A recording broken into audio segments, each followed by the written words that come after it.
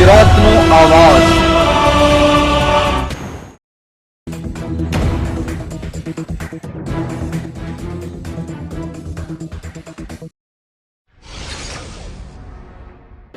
ભારતના 78મા સ્વાતંત્ર્ય દિનની નબીપુરમાં શાનદાર ઉજવણી। વિવિધ શાળાઓ, ઓફિસો, પોલીસ મથકો પર ધ્વજવંદન કરાયું। આજથી બરાબર 78 વર્ષ પહેલા 15મી ઓગસ્ટ 1947ના દિવસે ભારત દેશ અંગ્રેજોની ગુલામીમાંથી આઝાદ થયો હતો।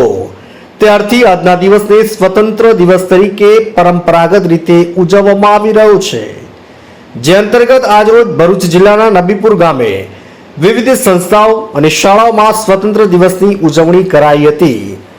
નબીપુર ગ્રામ પંચાયત કાર્યાલય ખાતે ગામના સરપંચે, ગામના ડેપ્યુટી સરપંચ, ગ્રામ પંચાયતના સભ્યો અને ગ્રામજનોની ઉપસ્થિતિમાં ધ્વજવંદન કર્યું હતું।